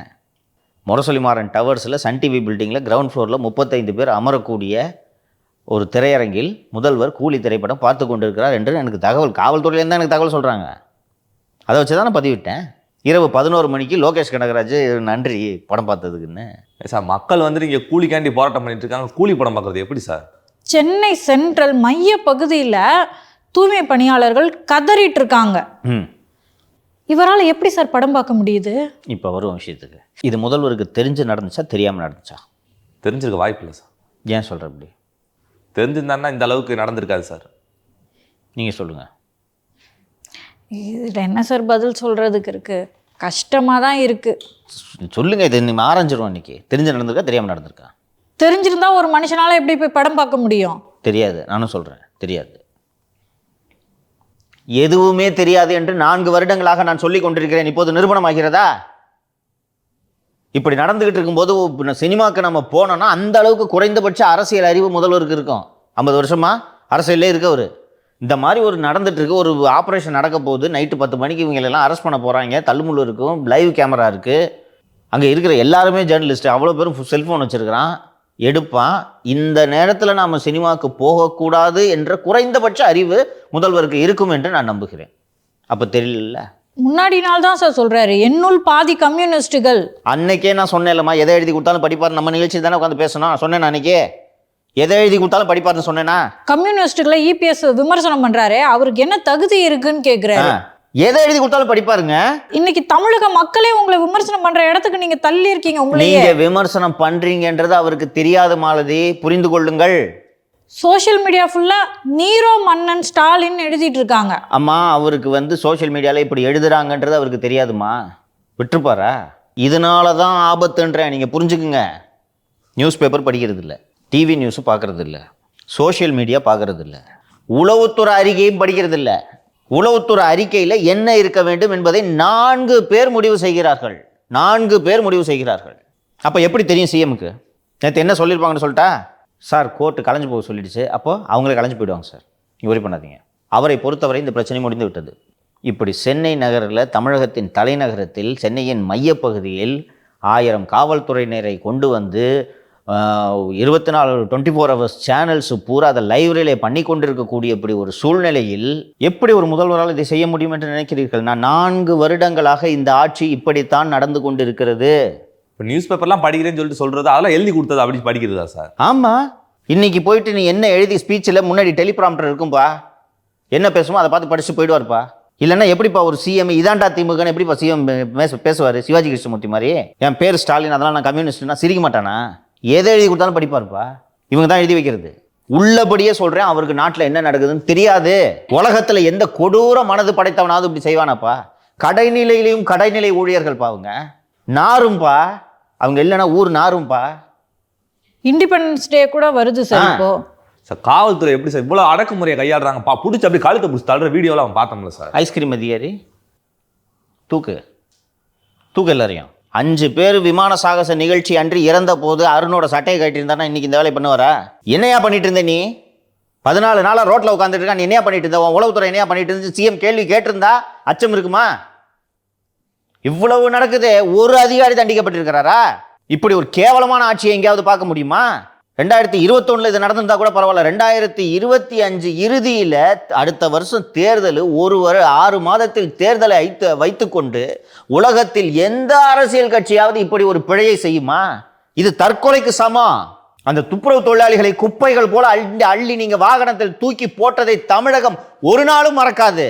அந்த பக்கம் காவல்துறையை வச்சு அவர்களை சிறுநீர் கழிக்க கூட விடாமல் நீங்கள் அடைத்து வைத்துக் கொண்டு அந்த பொம்பளைங்க, அவ்வளோ பொம்பளைங்க உட்காந்துருக்காங்க, எங்கேயா பாத்ரூம் போவாங்க? கொடூரமான சிறையில் கைதிகளுக்கு கூட இந்த இயற்கை அழைப்புக்கு வசதிகள் இருக்கிறது. யாருமே செய்ய மாட்டாங்க. இதை 1000 பெண்கள் 1500 பெண்கள் அங்கே உட்காந்துருக்காங்க, டாய்லெட் எங்கப்பா போவாங்க? நான் என் கூட வந்தப்ப நான் கேட்டல, ஃபர்ஸ்ட் கேட்டது நாங்கள் போராட்டத்தில் உட்காந்து டாய்லெட் எங்கப்பா போறீங்க தானே கேட்டேன். 1000 பிரச்சனை இருக்கும் பெண்களுக்கு. கதவை அடைச்சிட்டு கக்கூசுக்கு கூட போக விடாம 1000 போலீஸை கூச்சு வச்சிருக்கீங்கன்னா உலகத்தில் எங்கேயாவது நடக்குமாப்பா? அது கோர்ட்டில் சொல்லிட்டாங்க சார், அவங்கள கலைஞ்சு போக சொல்லுங்க அப்படின்னு சொல்லிட்டு. ஆனால் தொடர்ந்து பார்த்தீங்கன்னா தூய்மை பணியாளர்கள் நாங்கள் இங்கேருந்து போக மாட்டோம், எங்களை கைது பண்ண முடியாது, இரவெல்லாம் இங்கே தான் இருக்க போகிறோம் அப்படின்னு அவங்க சொல்லிக்கிட்டே தானே சார் இருந்தாங்க. ஆமாம். இப்போ சவுக்கு சங்கர் சொல்கிறாரு போலீஸ் குவிக்கப்பட்டுருச்சு, கயிறுலாம் எடுத்துகிட்டு போகிறாங்கன்னா இன்னைக்கு ராத்திரி கைது போகிறாங்க. ஆமாம், தொடர்ந்து அரசியல் அப்சர்வ் பண்ணுறதுனால தான் நீங்கள் இதை சொல்கிறீங்க. எனக்கு தெரியுது. அந்த பெட்டிஷனே செட்டிங் பெட்டிஷன்றது தெரியுமா எனக்கு? அப்போ இதை கவனத்தில் கொள்ளாத முதல்வர், அவருக்கு தெரியாதுன்னு நான் சொல்றேன்ல. யாரு போய் சொல்றது? தினேஷ் சொல்லணும், செந்தில்வேலன் சொல்லணும், அருண் சொல்லணும், உமாநாத் சொல்லணும். இவங்க 4 பேர் தான் பேசி வச்சுக்கிட்டு முதல்வர்கிட்ட என்ன சொல்லணுன்றது இவங்க 4 பேர் தான் முடிவு பண்றாங்க. நான் இப்படி சொல்றேன், நீ இப்படி சொல்லுன்ட்டு பேசி வச்சுக்கிட்டு தான் அவங்க சொல்றாங்க, தெரியுமா? அப்ப இது இன்னும் ஒஸ்ட் இல்ல சார். பூனை கண்ணை மூடிக்கிட்டா உலகமே இருண்டுருச்சு. அதேதான் நெருப்பு கோழி மண்ணில் தலையை புதைத்துக் கொள்வது போலத்தான் முதல்வர் தலையை புதைத்துக் கொண்டு 4.5 ஆண்டுகளாக ஆட்சி நடத்தி கொண்டிருக்கிறார். இன்னைக்கு இபிஎஸ் கட்டணம் தெரிவிச்சிட்டாரு. திரு விஜய் இது கொடுங்கோல் ஆட்சி அப்படின்னு சொல்லி இருக்காரு. அந்த ஒரு திரு இபிஎஸ் மற்றும் திரு விஜய் அவர்களோட கண்டனத்தை படிக்கிறேன், என்ன சொல்லியிருக்காங்கன்றது தெரிஞ்சுக்கணும். திரு அன்புமணி கண்டனம் தெரிவித்திருக்கிறார். குடும்பத்தினரோடு கூட தொடர்பு கொள்ள முடியாத அளவிற்கு அடைத்து வைக்க தூய்மை பணியாளர்கள் என்ன தேச விரோதிகளா? ஆளும் அரசுக்கு மனசாட்சி சிறிதள வேண்டும் உள்ளதா? இந்த கொடூரமான நடவடிக்கையை பார்த்தால் தமிழ்நாட்டில் நடப்பது மக்களாட்சி அல்ல, கொடுங்கோல் ஆட்சிதான் என்பது தெள்ள தெளிவாக தெரிகிறது. எதிர்க்கட்சியாக இருந்தபோது கொடுத்த வாக்குறுதியை தான் நிறைவேற்ற சொல்லி தூய்மை பணியாளர்கள் போராடி வருகிறார்கள். அதை ஏன் நீங்கள் இன்னும் நிறைவேற்றவில்லை அப்படின்னு திரு விஜய் அவர்கள் சொல்லியிருக்காரு. கொரோனாவின் போது கூட நம் குப்பைகளை நீக்கி சுத்தம் செய்த தூய்மை பணியாளர்களை அடித்து நொறுக்கி அங்கிருந்து அகற்றி பல்வேறு இடங்களில் சிறை வைத்துள்ளனர் உங்கள் ஏவல் துறை. அவர்கள் யார்? சமூக விரோதிகளா, குண்டர்களா, நக்சலைட்டுகளா? இல்லை, ஏழை எளிய மக்கள் அன்றாடம் தூய்மை பணி செய்து சென்னை மாநகரை சுத்தமாக வைத்திருந்தவர்கள்.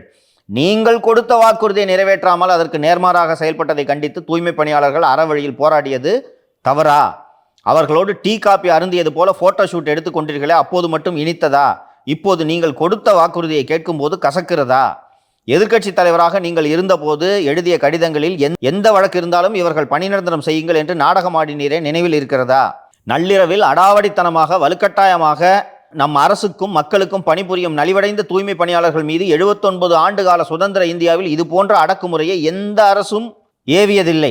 தூய்மை பணியாளர்களின் கண்ணீரை, வலியை, வேதனையை தமிழ்நாடே பார்த்து கலங்குகிறது. அவர்கள் சிந்திய ஒவ்வொரு கண்ணீருக்கும் நீங்கள் பதில் சொல்லியே ஆக வேண்டும்ட்டு கண்டிச்சிருக்காரு, அன்புமணி கண்டிச்சிருக்காரு. அடுத்து இனிமேல் எல்லாரும் மனசாட்சி உள்ள அத்தனை பேரும் கண்டிப்பார்கள்ப்பா. நம்மளாம் இன்னைக்கு கொஞ்சம் வசதியாக இருக்கோம்ப்பா, நம்மளாம் குப்பை வர்ற வேலைக்கு போக மாட்டோம்ப்பா, நம்ம படிச்சிருக்கிறோம், குப்பை வர வேலைக்கு போக மாட்டான், அவன் படிக்கல, ஏழை, அதனால தான் இந்த வேலைக்கு செய்யறான். குறைஞ்சபட்சம் அவனை துன்புறுத்தாமல் இருக்கணும்ல, அவனை குப்பையை மாதிரி ட்ரீட் பண்ணக்கூடாதுல்ல. அந்த போராட்டத்தில் போய் சொல்லுவாங்களா, நாங்கள் எதெல்லாம் கையை வச்சு அல்றோன்றது சொன்னாங்களே, நீ செய்வியா? 60 பேர் 70 பேர் அந்த பஸ்ல போறதுல 150 பேர் 200 பேர் பிடிச்சி தள்ளி உள்ள அமுக்குறாங்களே, கொண்டு போறாங்க. நீங்கள் கொடுத்த வாக்குறுதியை தானே கேட்குறாங்க. இதை ஹேண்டில் பண்ணி, ஆமாய்யா நீங்கள் கோட்டை விட்டுட்டீங்க, ஹேண்டில் பண்ணி இவங்க பேச்சுவார்த்தை நடத்தி இதை சரி பண்ணுறது கூட இயலாத அரசு நீங்களாம் எதுக்குப்பா? குப்பை வாடுறவனுக்கு கூட நியாயம் பண்ண முடியாதவங்க நீங்கள் மற்ற சமூகத்தினருக்கு எப்படிப்பா நியாயம் வழங்குவீங்க? கடைநிலையிலும் கடைநிலை ஊழியன் இன்று கண்ணீர் விடுக்கிறானே, உங்களுக்கு சாபம் விடுக்கிறானே உங்களை பார்த்து. இந்த நேரத்தில் உலகத்தில் எந்த பைத்தியக்காரனாவது கூலி படத்துக்கு போவானாப்பா? அப்போ எவ்வளவு இவரை ஏமாலியாக இருட்டில் வச்சுருக்காங்கன்றது தெரியுதா? இது எவ்வளோ ஆபத்து. 4.5 வருஷமாக நான் சொல்லிட்டு இருந்தேன், நீங்கள் நம்புனீங்களா? எல்லாரும் நீங்கள் நினச்சிருப்பீங்க அது எப்படி சிஎம்க்கு எதுவுமே தெரியாமல் இருக்குன்னு நினச்சிருப்பீங்கல்ல. நீங்கள் ஒரு சங்கர் ஏதோ சொல்கிறாரு, இப்போ தெரியுதா? அத்தனை பேரிடமும் விசாரித்த அரசில் என்ன நடக்கிறது என்பதை தெரிந்து கொண்டு தான் நான் சொல்கிறேன். உள்ளபடியே தெரியாது. நான் போய் சொல்கிறேன், அதிகாரிங்க தப்பு பண்ணுறாங்கன்னு இவர்கிட்ட நேராக பார்க்கும்போது சொல்கிறேன், என்னோட சக்தியை மீறி உழைச்சிக்கிட்டு இருக்கேன், நீங்கள் தான் இப்படி சொல்கிறீங்க அப்படின்றாரு என்கிட்ட. எப்போ? 2 வருஷம் முன்னாடி. அன்னைக்கு தான் நான் முடிவு பண்ணேன், இவருக்கு எதுவுமே தெரிலன்றதை நான் இவரை சந்தித்த பிறகு தான் நான் முடிவு செய்தேன். கேட்கறதே இல்லை குறைய. பையனால சொல்ல முடியாதுமா, மனைவியால சொல்ல முடியாது, மருமகனால சொல்ல முடியாது. டாஸ்மாக் ஊழல்ல மகன் வரைக்கும் ஈடியோட கரங்கள் நீளுது அப்படின்னு ஒன்னையுமே அவ்வளோ ஃபாஸ்டா போய் பிரதமரை பார்த்துட்டு வராரே சார். அதை சொல்லி ஆகணுமா?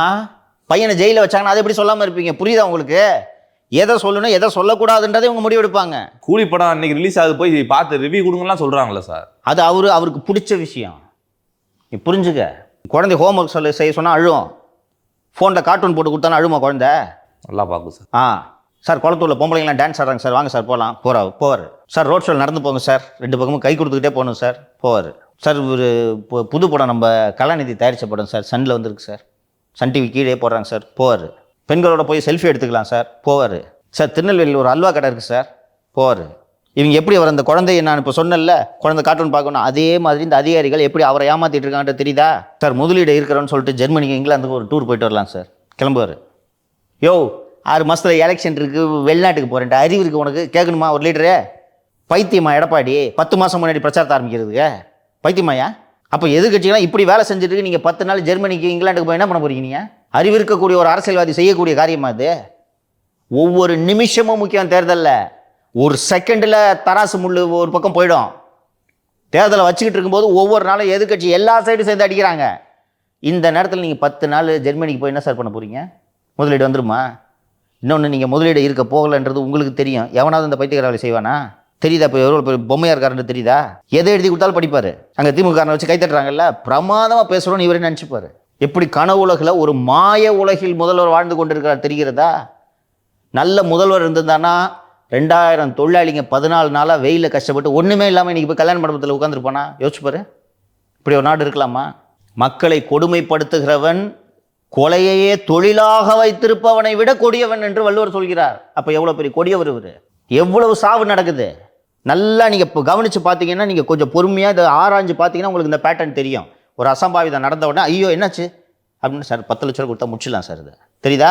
ஒரு நல்ல முதல்வர் தூத்துக்குடியில் எத்தனை பேரை சுட்டாங்கன்னா அதை சொல்லி தான் நம்ம ஆட்சிக்கு வந்திருக்கிறோம். அதில் அதுக்கு காரணமாக இருக்கவனுக்கு ப்ரொமோஷன் கொடுக்கக்கூடாதுன்னு ஒரு முதல்வர் சொல்லணுமா வேணாமா? அதுலேயும் ஏமாற்றி கையில் வாங்கி ப்ரொமோஷன் வாங்குறாங்களா? 4 பேர். இவர்கள் நினைத்ததையெல்லாம் செய்ய முடியும். நான் ஏற்கனவே சொன்னதை திருப்பியும் சொல்கிறேன். மகன் நினச்சா செய்ய முடியாது, மனைவி நினச்சா செய்ய முடியாது, மருமகன் நினச்சா செய்ய முடியாது. இதற்கு முன்பு கருணாநிதி முதல்வராக இருந்தபோது ஒரு பத்திரிகையாளரிடம் ஜாஃபர் சேட்டு சொல்லியிருக்கிறார், இந்த மாதிரி ஒரு திருநெல்வேலியில் ஒரு சம்பவம் நடந்து விட்டது என்று. நான் சம்பந்தப்பட்ட எஸ்பி கிட்ட பேசி, என்னோட உளவுத்துறை எஸ்பி கிட்ட பேசி அதை சரிபார்த்து அதை ஒரு அறிக்கையாக தயாரிச்சுட்டு முதல்வர்கிட்ட ஃபோன் பண்ணி சொன்னோன்னா, யோ காலைல மாவட்ட செயலர் சொல்லிட்டாங்க, கொஞ்சம் யோசிச்சு பாருங்கள், தலைநகரில் உங்கள் வீட்டிலேருந்து 5 கிலோமீட்டர் தூரத்தில் இருக்கிற இந்த விஷயம் நடக்கலைன்னா திருப்போணத்தில் அஜித்தோட கொலை எப்படிப்பா தெரியும் உங்களுக்கு? தெரியுதா? ஏன் இந்த அதிகாரிங்க இவ்வளோ துணிச்சல் ஆட்டம் போடுறாங்கன்னு தெரியுதா? இங்கே இருக்குதுப்பா. இது தெரியல உங்களுக்கு? அஜித்குமார் கொலை எப்படி தெரியும்? கவினின் கொலை எப்படி தெரியும்? அப்போ இது எவ்வளோ ஆபத்து தெரியுதா? 8 கோடி மக்களை இப்படி ஒரு முட்டாள் அரசன் ஆளலாமா? இவ்வளவு ஆபத்து இது. நாம் ஒவ்வொருத்தரும் அந்த துப்புரவு தொழிலாளியாக நாம் நினைக்க வேண்டும். நம்ம வசதியாக உட்காந்துட்டு இருக்கோம் தம்பிங்க. ரோட்டில் உட்காந்து பார்த்து அங்கே இருக்க முடியுமா உன்னால்? 15 நாள் இருக்க முடியுமா உன்னால்? அங்கே ரோட்டில் வெயில் எப்படி அடிக்கும் தெரியுமாங்க? பக்கத்தில் மரமே கிடையாது. 14 நாள் இருந்தாங்களா? அவங்க இப்படி தான் குப்பை மாதிரி தூக்கி போடுவியா? நான் ஏன் 4.5 வருஷமாக எத்தனை கேஸு போட்டு எத்தனை முறை என்னை ஜெயிலில் போட்டாலும் இந்த ஆட்சி போகணுன்னு நான் தொடர்ந்து ஏன் பேசிகிட்டு இருக்கேன்னு புரியுதா? இதனால தான் இது நடக்கும்னு எனக்கு தெரியும். கொஞ்சம் கவனமாக இருந்தால் 67 பேர் செத்துருக்க மாட்டான்ப்பா. மரக்காணம் செங்கல்பட்டில் அந்த 12 பேர் 22 பேர் கள்ளச்சாராய மரணத்தில் செத்தப்போ நீங்கள் சாட்டை எடுத்து சுழற்றிருந்தீங்கன்னா திருப்பியும் 67 பேர் செத்துருக்க மாட்டான். அவ்வளவு அலட்சியம் அந்த அதிகாரிகளுக்கு. சார் ஸ்டாலின் அவர்களுக்கு தான் எதுவுமே தெரியல, உதயநிதி ஸ்டாலின் அவர்களுக்காவது தெரியும்ல சார்? எல்லாம் தெரியும். சாயங்காலம் 5 மணிக்கு மேலே தான் தெரியும். அவருக்கும் அக்கறை இல்லை. அக்கறை இருப்பவர்கள் முதல்வரை அணுக முடியவில்லை. எல்லாரும் பேசுவான்ப்பா கருணாநிதி கிட்ட. ஜெயலலிதா தான் யார்கிட்டையும் பேசுறதில்ல. இவங்க ஒரு இது சொல்லுவாங்க, சசிகலான்ற ஃபேக்டர் இருந்துச்சு. எல்லா விஷயங்களும் சசிகலாவுக்கு தெரியும். எல்லா நேரமும் ஜெயலலிதாவை சசிகலாவால் அணுக முடியும். சசிகலா இருந்ததுனால தான் ஆட்சி சிக்கல் இல்லாமல் ஓடியது தெரியுமா? நடுராத்திரியில் தண்ணியை திறந்து விட்டீங்கன்ட்டு ஜெயலலிதா மீது அவ்வளவு விமர்சனத்தை வைத்தீர்களே. இன்றைக்கி இத்தனை தொழிலாளிகள் தூக்கி குப்பை மாதிரி வண்டியில் வாரி போட்டுக்கின்னு போகிறாங்க. போய் சினிமா பார்க்குறீங்களே சார் நீங்கள்? மனுஷனா சார் நீங்கள்? ஃபஸ்ட்டு சில தியாகங்களெல்லாம் சிலர் செய்து தான் ஆகணும். நீங்கள் அரசியல் தலைவர்களாக இருந்தால் உங்களுக்குன்னு ப்ரைவேட் டைம்லாம் கிடையாது. இங்கே 24 மணி நேரம் மக்களை பற்றி தான் சிந்திக்கணும். போய் இடைத்தேர்தல் பிரச்சாரத்துக்கு போனால் சினிமாவுக்கு போகிறது, வாக்கிங் போகும்போது மந்திரிகிட்ட சுகாதாரத்துறை மந்திரிகிட்ட கேட்குறது, கழகத்தலைவன் பார்த்தீங்களான்னு கேட்குறது. இந்த குடும்பம் சினிமா பைத்தியம் பிடிச்சி அலையுது இந்த குடும்பத்தை தெரியுதா? இது முக்கியமாக பார்ப்போ. எவனாவது உலகத்தில் வெளிநாட்டுக்கு போனது தெரியுதா? இவர் எவ்வளோ பொம்மைன்றது தெரியுதா? இவங்க கூட இருக்காங்க சார், போகலாம் சார். எலெக்ஷன் வச்சுட்டு யார் பார்ப்போவா? 6 மாதத்தில் தேர்தல் வச்சுட்டு எவனாவது 10 நாளாக வேஸ்ட் பண்ணுவானாப்பா? அந்த 10 நாள் இங்கே எதிர்கட்சி அடிச்சு ஸ்கோர் பண்ணால் என்ன எப்படி கவுண்டர் பண்ணுவீங்க நீங்கள்? சரி, நீங்கள் ஊருக்கு போயிருக்கும் போது இது மாதிரி ஒரு சம்பவம் நடந்தால் என்ன பண்ணுவீங்க? இப்போ என்ன பண்ணாரு? அதே தான். எதிர்கட்சிகள் ஃபுல்லாக போராட்டத்தை தூண்டி விட்டாங்க, என்ன சார் பண்ணுவாங்க? அங்கே போய் மட்டும் என்ன ட்விட்டரை பார்த்து யூடியூப்பை பார்த்து ஒரு நியூஸாக தெரிஞ்சுக்க போகிறாரு? போய் ஹாஸ்பிட்டலில் உட்காந்துக்கிட்டு மக்களோட பேசுகிற மாதிரி வீடியோ எடுத்து போடுறாரு. அவ்வளோதான் முதல்வர் வேலை நம்புறாருமா அவரு? வீட்டுக்கு வந்து கூலி படம் போய்கிட்டு இருக்காரு. 8 கோடி மக்களோட உயிர்மா அது. 8 கோடி ஜனம். அவர்களை ஆளக்கூடிய அரசன் இப்படி பொம்மையாக இருப்பது இந்த நாட்டுக்கு நல்லதல்ல. சின்ன விஷயம் கிடையாது. இப்போ இதெல்லாம் பார்க்குற கம்யூனிஸ்டுகள், திரு சண்முகம், முத்தரசன், இவங்கெல்லாம் என்ன நினைக்கிறாங்க மனசுக்குள்ள? திருப்பி நமக்கு சீட்டு ஜெயிக்கணும், சீட்டு வேணும், திமுக கூட அட்ஜஸ்ட்மெண்ட் இருந்தால் செலவுக்கு துட்டும் தருவான். அதனால தானேம்மா கூட்டணி கட்சியாக இருந்தாலும் உங்களால் இதை ஏற்றுக்க முடியுமாம்மா? இந்த தொழிலாளிகள் இப்படி தூக்கி போடுறாங்களே, இது திருமாவுக்கு ஓப்பா, முத்தரசனுக்கு ஓப்பா, சண்முகத்துக்கு இது உடன்பாடானதா? அங்கேருந்து 1.5 கிலோமீட்டர் தூரத்தில் உட்காந்து கம்யூனிஸ்ட்ன்றீங்க இவரை. அந்த தொழிலாளிகளுக்காக தானே நீங்கள் கட்சியை நடத்துறீங்க. இந்த தொழிலாளிகளை குப்பை மாதிரி தூக்கி போட்டு அடிக்கிறான். நேற்று சாயங்காலம் 5 மணிலேருந்து எல்லாரும் தானே பார்த்துக்கிட்டு இருக்கீங்க. நான் சொல்கிறேன், எல்லாரும் தானே பார்த்துக்கிட்டு இருக்கீங்க. லைவ் டிவியில் தானே ஓடிக்கிட்டு இருந்துச்சு. தூக்க போகிறாங்க நைட்டுன்ட்டு எனக்கு தெரிஞ்சது அவங்களுக்கு தெரியாதா? அந்த மெத்த படித்த தலைவர்களுக்கு தெரியாதா? குறைந்தபட்சம் தொலைபேசியை எடுத்து முதல்வரை அழைத்து, ஐயா நிறுத்துங்க, இதை செய்யாதீங்கன்ட்டு முத்தரசன் சொல்லியிருக்க முடியாதா? திருமாவளவன் சொல்லியிருக்க முடியாதா? உங்கள் அத்தனை பேருக்கும் உண்மையிலே இவ்வளோ தான் அக்கறை இல்லை இந்த ஜனங்க மேலே. உங்களுக்கு அவர் கூட அவர் மனசு போடாமல் அவரை வச்சிருந்து சீட்டு வாங்கிட்டு செலவு 25 கோடி துட்டை வாங்கின்னு போகணும். இதை தாண்டி உங்களுக்கு இந்த ஜனங்க மேலே அக்கறை இல்லை. கரெக்டா? இந்த பாடகி சின்மைக்கெல்லாம் என்ன அவ்வளோ அக்கறையா? அரசியல்வாதியா அவங்க? எதுக்கு போகிறாங்க? 80s ஹீரோயின் அம்பிகா எந்திரிக்கதே கஷ்டப்படுறாங்க. அவங்க எதுக்கு போகிறாங்க? எல்லாருக்கும் அந்த மனசில் பாவம். கடைநிலையில் இருப்பவர்கள் அவங்கள ரோட்டில் விட்டு குத்துன்னு மனசாட்சி. எப்படி சார் சினிமாவுக்கு போகிறீங்க நீங்கள்? அவங்க உங்ககிட்ட சொல்லனாலும் நீங்கள் கேட்கணும். யோ என்னையாச்சு? கோர்ட்டு அவங்கள காலி பண்ணி, கோர்ட்டு காலி பண்ணி, எப்படி காலி பண்ண போகிறீங்க? காலி பண்ணிட்டாங்களா? என்னாச்சு? இதை நீங்கள் கேட்பீங்கன்னு தெரிஞ்சா இவனுக்கு இந்த வேலை பண்ணுவானுங்களா? கேட்க மாட்டீங்க. உங்களுக்கு இது ஞாபகம் கூட இருக்காதுன்னு தெரிஞ்சு தானே உங்களை சினிமாவுக்கு அனுப்பி வைக்கிறாங்க. ஒரு சரியான அதிகாரியாக இருந்தால் சொல்லணும்ல, சார் இந்த மாதிரி நடந்துருக்கு சார், இந்த நேரத்தில் சினிமாவுக்கு போகிறீங்கன்னு கூட இருக்கவங்க சொல்லணுமா வேணாமா? இவனுக்கு தான் அனுப்பி வைக்கிறானுங்க. போங்க சார், நாங்கள் விளையாடிச்சு தூக்குறோம் சார். கூலி படத்தோட விளம்பர தூதுவராக ஆகிட்டார் இப்போ நம்ம முதல்வர். ஒவ்வொரு படத்துக்கும் இப்படி தானேமா பண்ணுறாரு. அந்த சிவகார்த்திகேயன் படம் ஒன்று ஆர்மியாக நடிச்சிருப்பாரு. அது என்ன படம்? அமரன் பண்ணாரா விளம்பரம்? இன்னும் நீங்கள் சொல்ல போனீங்கன்னா மறைமுகமாக மகனின் சினிமா வியாபாரத்திற்கு முதல்வர் விளம்பர தூது வேலை செய்து கொண்டு இருக்கிறார். ரெட் ஜெயண்ட் டிஸ்ட்ரிபியூட் பண்ணுற படத்தெல்லாம் தான் இவர் பார்த்துட்டு இருக்காரு. கூலி ரெட் ஜெயண்ட் தானே டிஸ்ட்ரிபியூஷனு? ரெட் ஜெயண்ட் அப்போ புள்ள வெளியிடுற படத்துக்கு நீ போய் விளம்பரம் பண்ணுறியா? குடும்பமாயாது? இப்படி நீங்கள் உல்லாசமாக இருப்பதற்கு தான் நாங்கள் வாக்களித்தோமா? அது இவங்க வெளியிடுறதுனா மட்டும் காலையில் ஸ்பெஷல் ஷோ அனுமதி தந்துடுவாங்க, மிச்சதுக்குன்னு அனுமதி தர மாட்டாங்க. இதனால் தான் நான் மீண்டும் மீண்டும் சொல்கிறேன். 96 ரஜினிகாந்த் சொன்னார், ஜெயலலிதா மீண்டும் ஆட்சிக்கு வந்தால் தமிழ்நாட்டை ஆண்டவனால் கூட காப்பாற்ற முடியாதுன்னு. அதே தான் இந்த திராவிட மாடல் ஆட்சிக்கும் பொருந்தும். திரும்ப திமுக ஆட்சிக்கு வந்துச்சுன்னா தமிழ்நாடை யார் நினைத்தாலும் காப்பாற்ற முடியாது. இந்த முறை தேர்தலில் தோல்வியுறுவது மட்டுமல்ல, திமுக என்ற கட்சி இனி தமிழகத்தில் எழுந்திருக்கவே கூடாது. அதை தமிழக மக்கள் உறுதி செய்ய வேண்டும். நீங்கள் ஒவ்வொரு வாக்களிக்கும் ஒவ்வொருவரும் அந்த தூய்மை பணியாளர்களாக உங்களை நினைத்து கொண்டு நீங்கள் வாக்களிக்க வேண்டும். அதுதான் அந்த விஷயத்தில் சொல்ல விரும்புகிறது. மக்கள்லாம் வந்துட்டு போராட்டம் பண்ணிட்டு இருக்காங்க. சன் நியூஸில் நம்ம முதல்வர் திட்டுறாங்க, இன்னொன்று மைக்கு தூக்கிட்டு ஓடுறாங்க சார். இதெல்லாம் எப்படி சார்? அந்த அம்மா ஸ்டாலின் பேரை சொல்லி திட்டாங்க. மைக்கு இருக்கு, அந்த வீடியோ இருக்கு சார், வீடியோ இருக்கு.